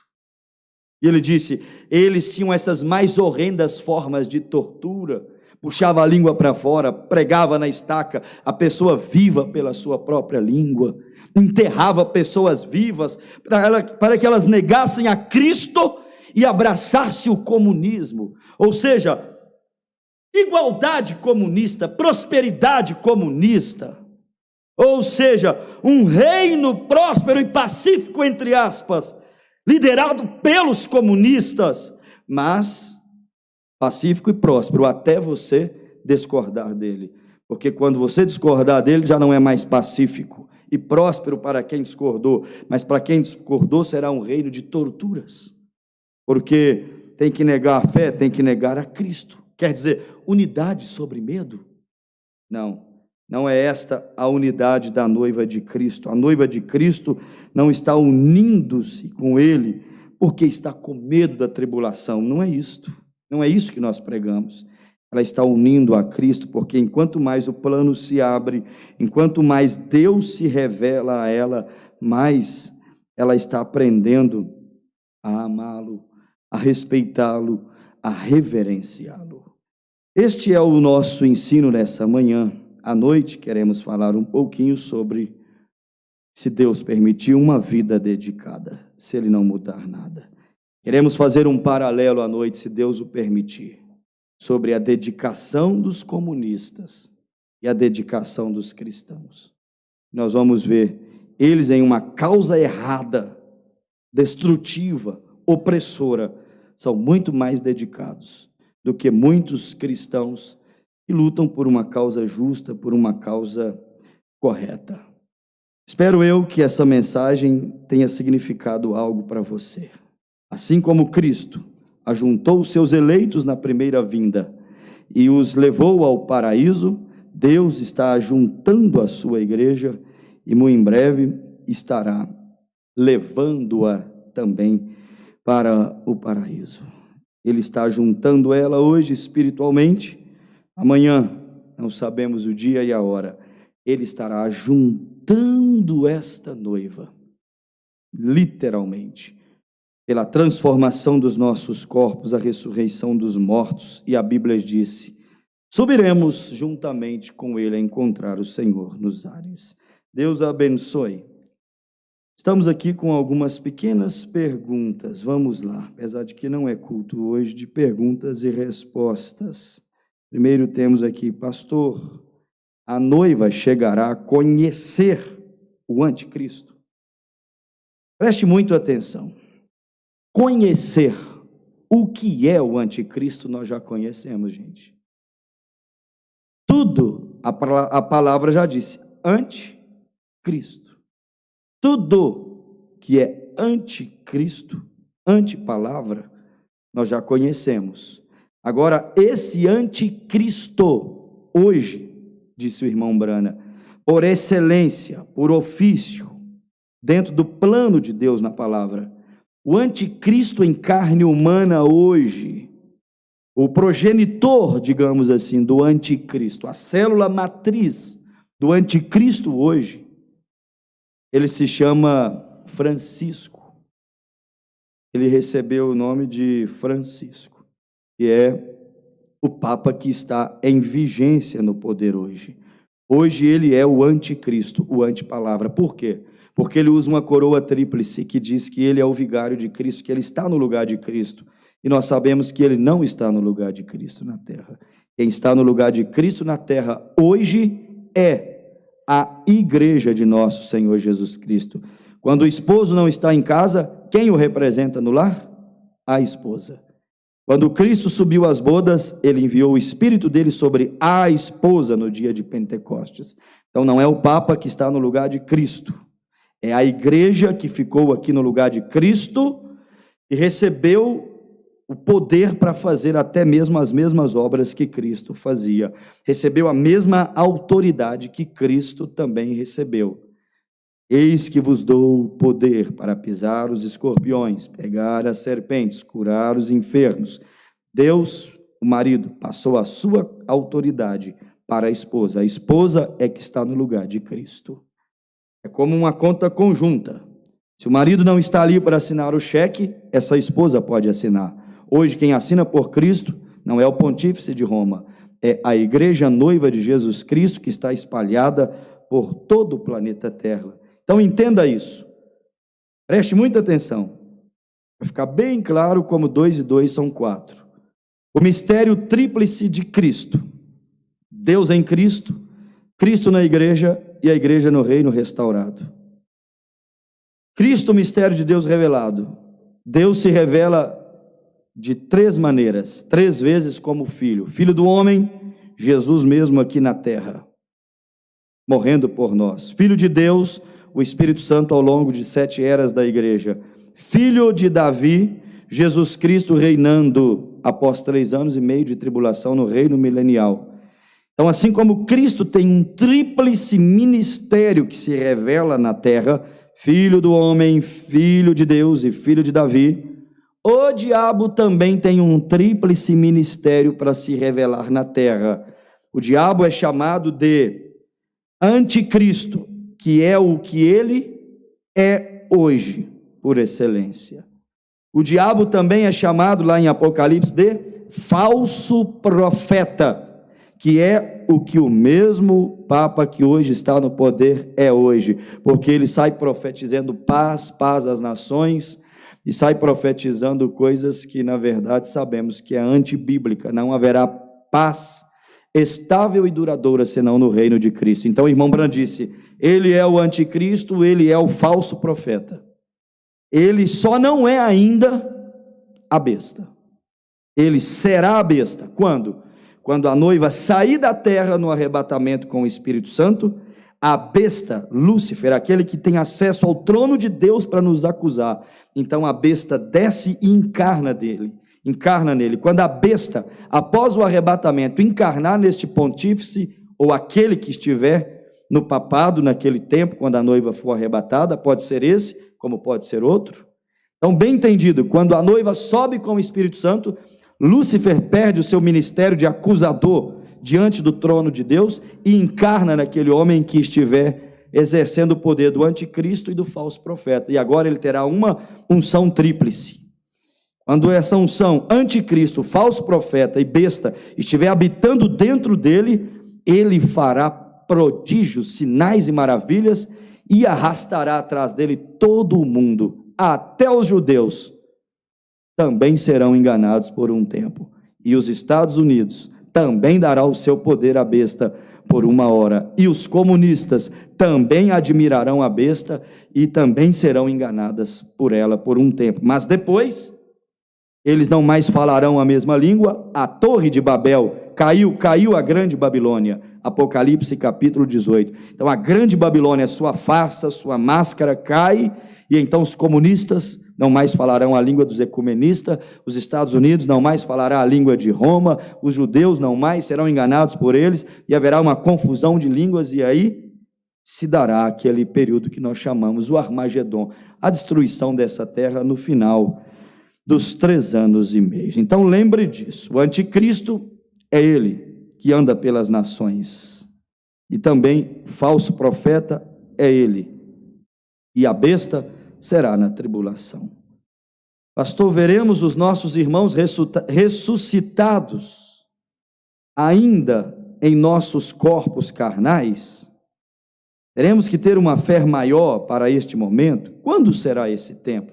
Uma pergunta muito boa. Veremos os nossos irmãos ressuscitados em nossos corpos carnais? A Bíblia responde isso em 1 Tessalonicenses 4, no versículo de número 16, quando a Escritura diz que o mesmo Senhor descerá do céu com alarido, voz de arcanjo e com trombeta de Deus. E então Paulo vem e disse: e nós, os que estivermos vivos. Olha aí, verso 17. Depois nós, os que estivermos vivos, quer dizer, vivos aonde? Em nosso corpo carnal. Nós que ainda não morremos, nós que ainda não fomos transformados. Depois que os mortos ressuscitam, nós, os que ficarmos vivos, olha aí para você ver, seremos arrebatados juntamente com eles nas nuvens, a encontrar o Senhor nos ares, e assim estaremos para sempre com eles. O irmão Branham diz isso, que é mais provável que veremos estes mortos ressurretos, e isto também trará a nós aquela fé suficiente para nós sermos transformados em nossos corpos, e juntos subiremos ao encontro do Senhor nos ares. Agora, quando será este tempo? Aí é impossível saber. Quando será que os mortos ressuscitarão? Quando será que os nossos corpos serão transformados? Vou responder com a Bíblia também. Nem os anjos, nem o Filho. Unicamente o Pai sabe aquele dia e aquela hora. Teremos que ter uma fé maior para esse momento? Isto é óbvio. O irmão Branham disse: com a fé que temos agora, que mal opera a cura divina, não conseguiremos alcançar a transformação. Será necessário uma fé maior, mas lembrando que essa fé maior não é outra fé. Não existe 2, 3, 4, 5 tipos de fé. Existe uma fé. Ou seja, nós teremos uma fé maior, nós teremos essa fé que nós já temos hoje. Essa fé que nos revelou a palavra, essa fé que te faz crer que você é eleito, essa fé que te trouxe até aqui, ela simplesmente está crescendo de dia em dia. Deus está se desvelando, o plano está se abrindo, Deus está se revelando cada dia mais a você. Enquanto mais Deus se revela, mais íntimo, mais amigo dele você vai se tornando, mais real esse plano vai se tornando. Há pessoas que há alguns meses têm dito para mim que o evangelho nunca foi tão real para elas como agora tem sido. Nunca viram uma mensagem tão bem e tão próximo como agora elas estão vendo. Então a nossa fé já está crescendo. O Espírito ao Filho Jesus foi dado em plenitude, porque nele habita corporalmente a plenitude da divindade. A nós, todo dia Deus está derramando mais um pouquinho, e um dia destes veremos os nossos queridos chegando, e a fé nos revelará que são eles os ressurretos, e nós seremos transformados, e ficaremos aqui não menos que 30 dias, não mais do que 40 dias, diz o irmão Branham, como na primeira vinda. E então subiremos ao encontro do Senhor nos ares. Tem mais alguma pergunta aí para fecharmos o culto? Não tem? Se tiver, pode mandar. Nós já estamos caminhando aqui para os instantes finais, desde já te convidando para estar conosco logo mais às 18 horas em Tabernáculo Passos, pastor Bruno Lima. E se você não se inscreveu no nosso canal, se inscreva aí, nos dê o privilégio de contar com a sua audiência. Siga-nos também pelo Instagram, acompanhe o ministério, é isso que eu disse, essa ciência do bem e do mal, dessa vez nos fez bem, nunca estivemos tão próximos e tão unidos como nós estamos agora, nesses dias que nós estamos vivendo. Eu nunca imaginei pastorearia virtualmente, e hoje nós estamos literalmente fazendo isso. Se tiver mais alguma pergunta, pode mandar, faz bem para nós, e às vezes a pergunta de alguém é a dúvida de outro, e acaba edificando a vida de cada um dos nossos queridos e preciosos irmãos. Lembre disso, aonde estiver o corpo, ali se ajuntarão as águias. Está havendo agora mesmo o ajuntamento da noiva de nosso Senhor Jesus Cristo. Elton e Fabiana e filhos pedem oração. O que é isso aqui? Encarecidamente em prol da família. Amém. Vamos levantar as nossas mãos por eles aqui. Provavelmente haja muitos outros pedidos e nós vamos incluindo aqui ao longo do culto. Senhor Jesus, o Elton está pedindo, Pai, encarecidamente. Senhor, esse encarecidamente falou tão alto agora diante de Ti, Pai. Eu creio no nome de Jesus Cristo que o Senhor está ouvindo isto como um rogo de misericórdia. Estenda suas mãos boas, suas mãos ensanguentadas. Estenda, Pai, a Tua graça. Encarecidamente Ele quer oração pela sua família. É alguém que mostrou sentimento pela família, como Raabe mostrou e intercedeu. Deus, como Abraão mostrou e intercedeu. Pai, como o carcereiro mostrou, e Paulo disse: será salvo tu e a tua casa. Pai, olha para a família do Elton e todas estas famílias que estão agora em conexão conosco. Olhe para eles, Pai. Traz cura, traz transformação, traz consolo, Pai. Traz aquilo que eles precisam e eu não conheço. Talvez é uma libertação, talvez é um entendimento entre família, talvez é um perdão que precisa ser liberado. Eu não sei o que é, talvez é uma reconciliação, mas certo é, Pai, que o Senhor disse a Abraão: em ti serão benditas todas as famílias da terra. E de Abraão veio Isaque, e de Isaque veio Cristo, e de Cristo veio nós, Pai. Estamos aqui com a bênção da família, entrando em cada lar nesse momento. Olha para a família do Elton de um modo especial, e de todos os nossos irmãos que estão pela internet. É a nossa oração em nome de Jesus Cristo. Amém. Finalizando, há mais alguma pergunta? Enquanto não chega, que Deus possa abençoar a participação dos nossos queridos e preciosos irmãos. Maria Ângela diz: fale sobre Deus, falando sobre a palavra falada. Pergunta feita pelo Instagram. É isso mesmo, né? Amém. Isto é uma das coisas mais lindas que temos na mensagem. E para ser muito sincero, estamos ansiosos por esse momento. Gênesis capítulo 1: e disse Deus: haja luz, e houve luz. O que é que Deus fez em Gênesis? Falou a palavra. Só que a palavra falada por Deus não caiu em esquecimento. Ela veio à existência.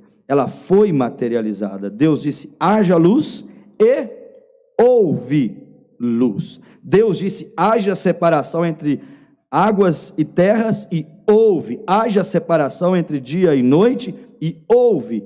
Então eu tenho essa frase para te dizer: tudo que Deus diz, cedo ou tarde, acontecerá. Deus disse pelos lábios de Isaías: uma virgem conceberá e dará à luz um filho. Passou 712 anos, mas a virgem concebeu, porque Deus falou. Jesus Cristo disse: vou lhes preparar lugar, voltarei para vós. E ele mesmo disse: e se não fosse assim, eu não vou-lhe teria dito. Vou lhes preparar lugar, voltarei para vós. Os levarei para mim mesmo, para que onde eu estiver, estejais vós também. Lembre disso. A palavra falada por Deus não cai em esquecimento.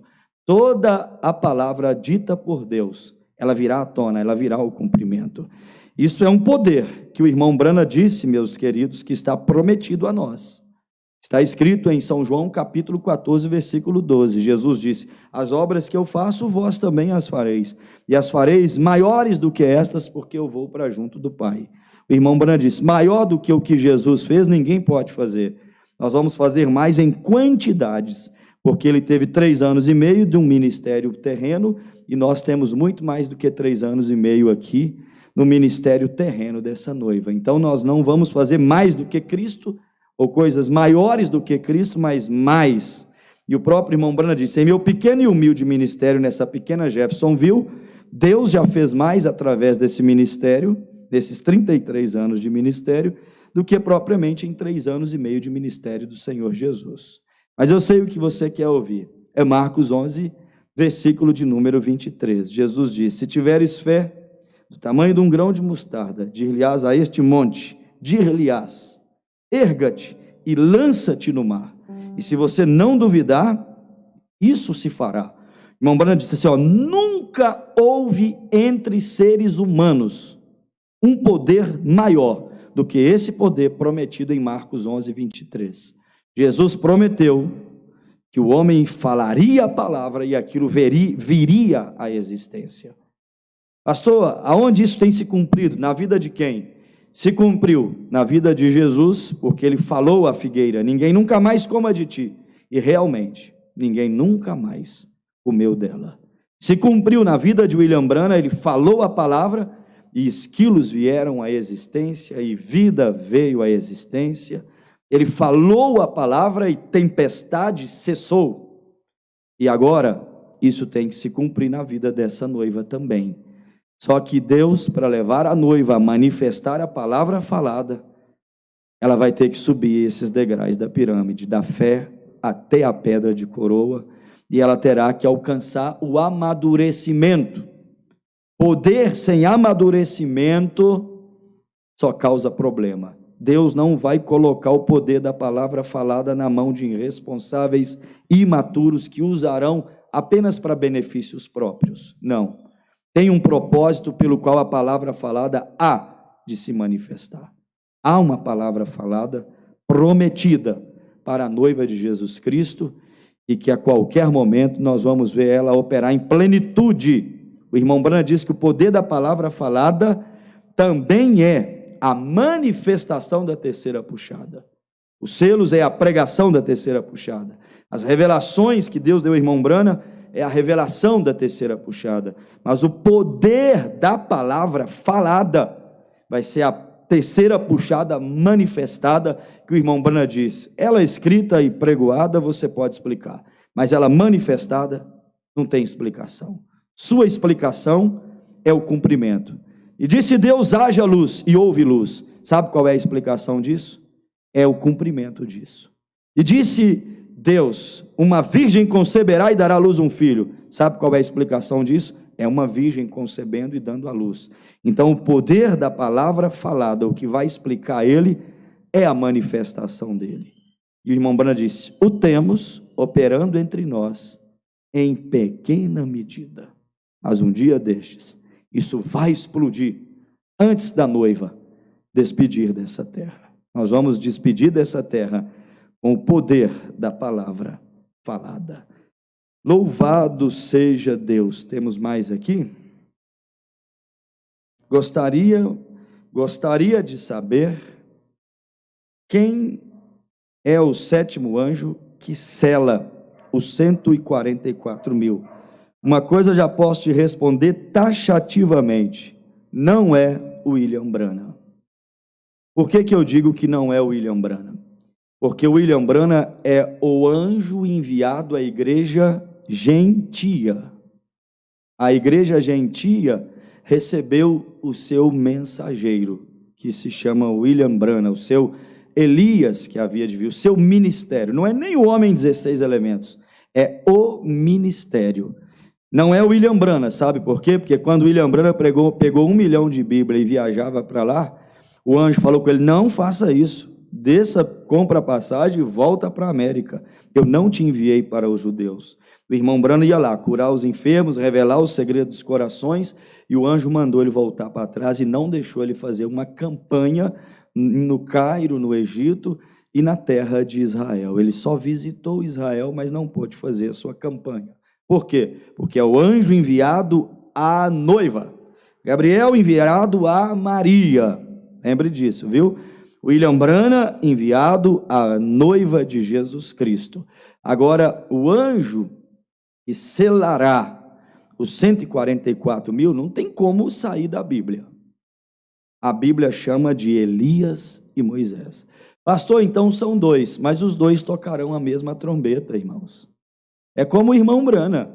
O irmão Brana e o quíntuplo de Efésios. Tem evangelistas, pastores, apóstolos, mestres e profetas menores. É o quíntuplo de Efésios.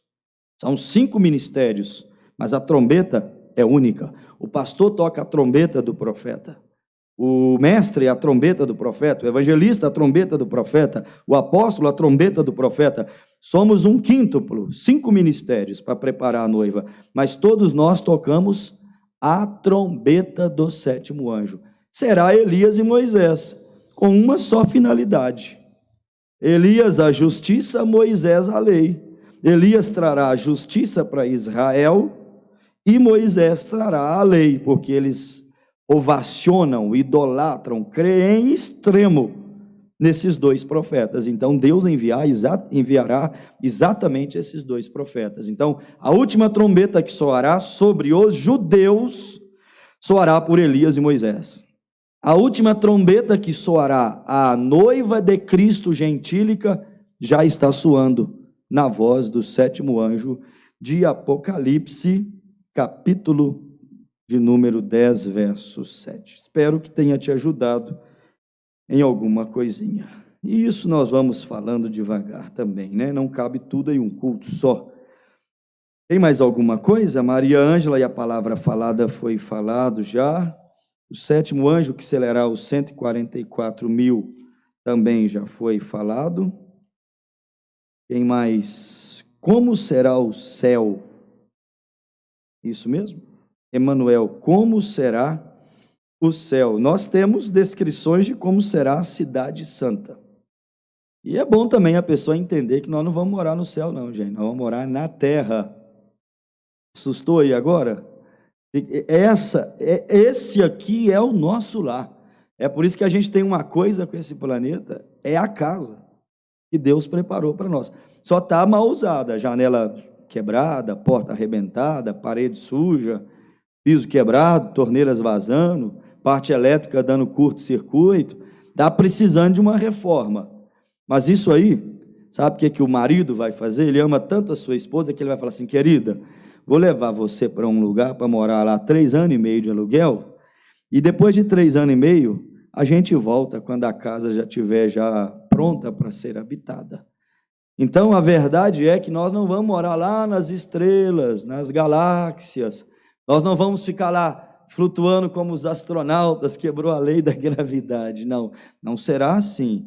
Nós vamos morar, sabe aonde? Aqui na terra, quando essa terra for tomada do reino de Satanás, o reino político, o reino humano, e essa terra for novamente purificada. Então, a Nova Jerusalém, que está em Apocalipse 21 em diante, aquela cidade onde as ruas são de ouro, os muros de cristais, onde há um trono na cidade, onde há um rio da vida, onde há praças, onde há mansões celestiais. A Bíblia diz sobre todas essas coisinhas. Então, há uma cidade onde a noiva de Cristo morará dentro dessa cidade, e haverá um mundo lá fora dessa cidade, que nós chamamos de as nações, o reino milenial, onde a vida seguirá normalmente somente com a ausência do pecado, porque o diabo estará preso. Mas lá também não haverá criminalidade, lá não haverá o pecado, lá não haverá coisas semelhantes às coisas que hoje existem.